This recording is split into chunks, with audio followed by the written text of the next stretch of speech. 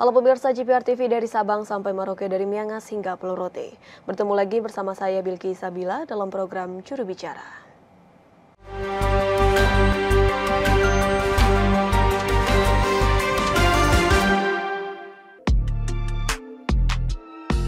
Pemilu 2024 akan terlaksana kurang dari 1 tahun lagi.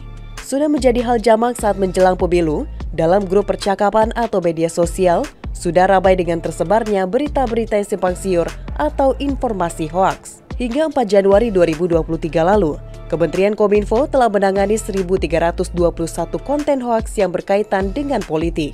Padahal masa kampanye resmi baru akan dimulai pada 28 November 2023 mendatang dan akan berlangsung selama 75 hari hingga dimulainya masa tenang. Berdasarkan pengalaman dari pemilu 2014 dan pemilu 2019, penyebaran informasi yang tidak benar selama masa pemilu telah membuat pembelahan di masyarakat. Pengacauan informasi bukan hanya memainkan emosi masyarakat, melainkan juga mengganggu proses penyelenggaraan pemilu. Kekacauan informasi yang berkembang dalam pemilu bertujuan untuk mendelegitimasi proses pemilu yang berdampak secara signifikan pada turunnya kepercayaan masyarakat terhadap pemilu dan lembaga demokrasi. Lantas, apa yang dilakukan oleh pemerintah untuk menjaga kondusivitas ruang digital menuju pemilu serentak 2024? Ya, pemirsa, pemerintah terus mempersiapkan pelaksanaan pemilihan umum 2024 dan kementerian lembaga tentu juga meningkatkan koordinasi, salah satunya yakni dalam menjaga ruang digital agar tetap bersih dari konten negatif. Seperti apa upaya yang akan dilakukan oleh Kementerian Komunikasi dan Informatika? Saat ini sudah bergabung bersama kami Direktur Pengelolaan Media Dirjen IKP Kemenkominfo Republik Indonesia, Bapak Nursodik Gunarjo atau yang akrab disapa dengan Pak Gun. Assalamualaikum, selamat malam Pak Gun. Waalaikumsalam. Selamat malam Bilkis dan para pemirsa JPR TV di seluruh Indonesia. Baik, Pak Gun, mengingat pemilu 2024 yang akan dilaksanakan pada tanggal 14 Februari 2024, langkah yang akan dilakukan oleh Kemenkominfo untuk menjaga dan juga mengawal pemilu 2024 berjalan dengan baik, seperti apa langkah yang dilakukan? Iya, Bilkis, kita harus mengetahui bersama ya bahwa sekarang ini kita kan sudah memasuki era digital, di mana penggunaan gadget sekarang ini kan sudah meningkat secara signifikan dan banyak di antara saudara-saudara kita ini sudah memiliki bahkan lebih dari satu gadget. Dan tentu saja nanti di era tahun politik, tahun 2024 ini, kita sudah barang tentu akan memasuki sebuah fase kampanye di mana kampanye ini akan dilaksanakan atau dilangsungkan. Ini kampanye yang berbasis media digital, khususnya yang berbasis dengan media sosial. Oleh karena itu dengan sendirinya nanti menjelang pemilu nanti, media sosial kita ini dipastikan akan dalam tanda kutip riuh rendah ya dengan konten-konten kampanye, baik itu yang sifatnya white campaign, namun ada juga sudah barang tentu nanti akan muncul juga yang namanya black campaign. Nah, oleh karena itu yang patut kita jaga bersama adalah bagaimana supaya gelaran pesta demokrasi yang akan kita selenggarakan pada 2024 ini tidak menimbulkan perpecahan dan bahkan polarisasi di tengah masyarakat. Nah, ini tentu saja kembali ke pertanyaan Bilkis tadi, bagaimana sih upaya kita terutama dari Kementerian Kominfo untuk menjaga demokrasi di ruang digital. Ini penting sekali karena apa? Dengan makin maraknya atau kemudahan dari masyarakat menggunakan media-media digital, otomatis nanti ruang digital ini sangat rawan untuk menjadi sarana untuk menyebarluaskan kampanye-kampanye hitam yang mungkin juga akan merugikan bukan hanya untuk peserta pemilu, tetapi juga merugikan masyarakat secara keseluruhan. Ada 3 level strategi yang bisa kita laksanakan untuk menjaga ruang digital ini, Bilkis.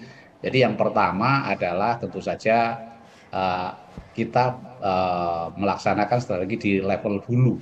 Ya, hulu itu kan pangkal dari segala sesuatunya mengalir, ibarat sungai itu adalah asal muasalnya dari sana. Dan tentu saja kita laksanakan juga nanti upaya-upaya di level tengah dan juga hilir. Nah, semuanya yang kita lakukan ini bertujuan untuk mencegah dan memerangi penyebaran hoax, untuk memerangi disinformation dan juga ujaran kebencian. Baik, sehingga Kementerian Kominfo sendiri ini memiliki 3 langkah mulai dari hulu, menengah, hingga ke hilir untuk mencegah dan juga memerangi hoax ataupun disinformasi. Kemudian Pak Gun, tentunya masyarakat ini menginginkan penyebaran informasi yang merata begitu. Apalagi tahun ini banyak pemilih muda atau pemilih pertama begitu Pak yang akan melaksanakan memberikan hak suara mereka dalam pemilu 2024. Pendekatan yang dilakukan oleh Kementerian Kominfo baik secara langsung kepada masyarakat ataupun di ruang digital seperti apa Pak? Ya, pertama tentu saja di level hulu ya, kita tentu saja akan menjalankan program yang namanya literasi digital. Sebenarnya ini tidak hanya khusus pemilu saja, tetapi bisa semua tema. Tetapi kebetulan karena ini kaitannya dengan pemilu, maka yang akan kita lakukan adalah bagaimana kita melakukan pendidikan politik literasi melalui program-program literasi digital yang dilakukan. Nah, ini tentu saja ada beberapa elemen di dalam literasi digital ya. Yang pertama tentu saja harus ada digital skills dulu. Artinya kawan-kawan kita, para generasi muda tadi disampaikan para pemilih pemula, ini harus memahami dulu bagaimana mereka menggunakan perangkat digitalnya. Kalau untuk urusan digital skills ini saya kira untuk generasi muda dan kawan-kawan pemilih pemula ini sudah luar biasa ya, lebih daripada generasi-generasi sebelumnya. Tetapi yang kedua, kita juga harus tahu bahwa mereka juga harus mengetahui tentang etika digital. Tidak hanya bisa menggunakan, tetapi juga bagaimana menggunakan perangkat digital ini secara baik dan bermanfaat. Ya, itu harus ditekankan. Jangan setelah bisa menggunakan terus digunakan untuk tujuan-tujuan yang justru memecah belah masyarakat, menyampaikan informasi-informasi bohong, hoax, disinformasi, dan lain sebagainya. Nah, setelah itu baru mereka juga harus kita didik bagaimana untuk memahami dan melaksanakan keamanan digital.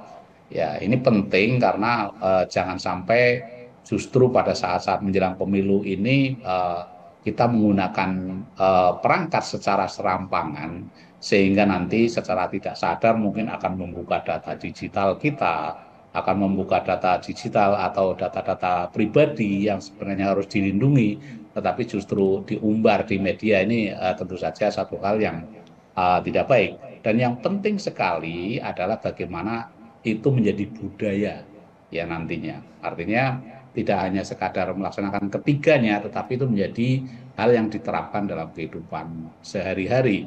Nah, ini tentu saja langkah kita untuk meliterasi dari para pemilih pemula ini penting, karena apa? Dengan cara demikian kan kita akan bisa tekan bagaimana peredaran informasi yang tidak benar itu di tengah masyarakat. Karena apa?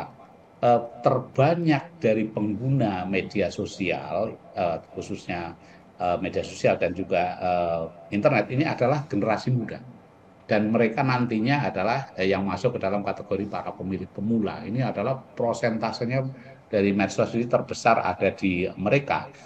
Sehingga kalau mereka cerdas memilih, kemudian juga menerapkan bagaimana metode sharing sebelum sharing, nah tentu saja nanti informasi atau konten-konten yang merusak ini akan bisa ditekan keberadaannya. Dan satu hal lagi, Bilkis, ini kita juga menekankan asas inklusivitas, ya. Artinya literasi ini juga tidak hanya menekankan pada generasi muda yang ada di perkotaan, tetapi kita juga menerjemahkan kelompok rentan seperti di daerah terpencil, orang lanjut usia, itu bahkan masyarakat difabel pun akan mendapatkan akses informasi yang baik.